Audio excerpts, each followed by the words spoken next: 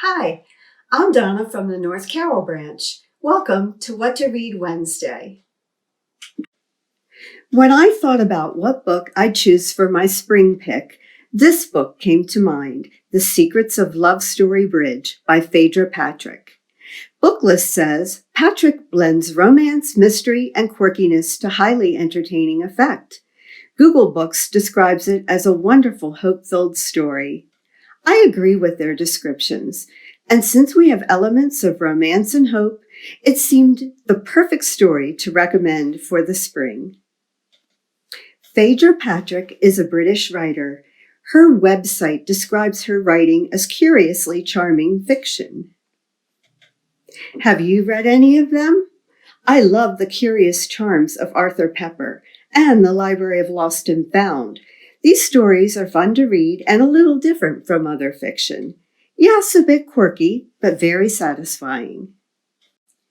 In The Secrets of Love Story Bridge, we meet Mitchell Fisher, a widower and father to 9-year-old Poppy. After 3 years of being a widower, he still loves and remains faithful to the memory of his late wife. He writes her letters each night and thinks about her all the time. Mitchell works as a city maintenance worker, and it is his job to remove the padlocks placed by lovers on the local Love Story Bridge.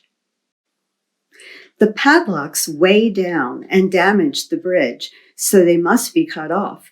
Unlike many who find the locks romantic, Mitchell sees them as acts of vandalism. He is not sentimental about them at all as he goes about his tedious job. Although he used to work as an architect, he has taken this job to be more available for his 9-year-old daughter, Poppy.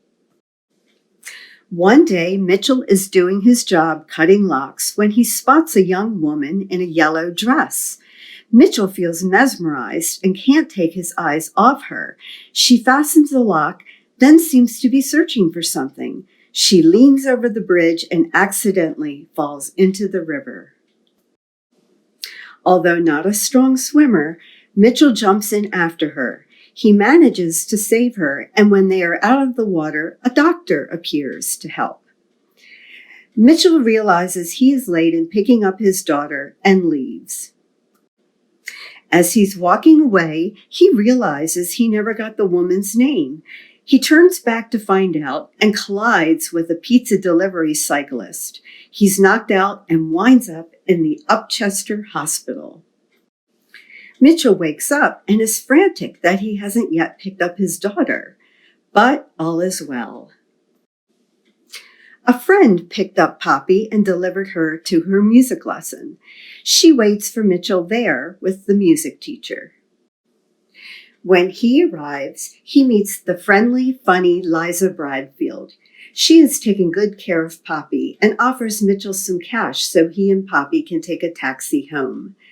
The next day, Liza calls Mitchell. She has seen a film of the rescue on the internet and believes that the woman that Mitchell rescued was her long-lost sister, Yvette. She shows Mitchell pictures, and sure enough, it is the same woman. Liza tells Mitchell that her sister has been missing for a year, and none of the family knows why. She is determined to find Yvette and asks Mitchell to find the lock Yvette hung.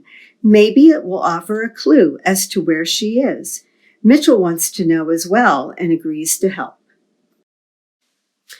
But there are complications.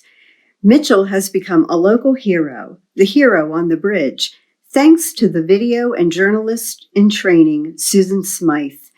She wrote a piece about the rescue for the Upchester News Channel.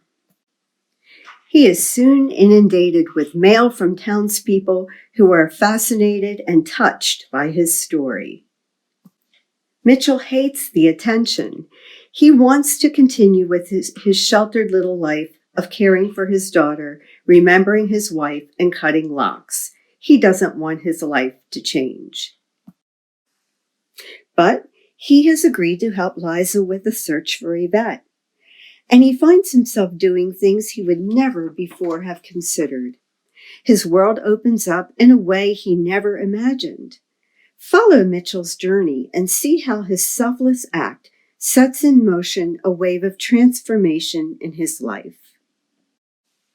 This book is available in print, large type, and book on CD. You can also find the audiobook version in the Hoopla app. Thanks so much for watching.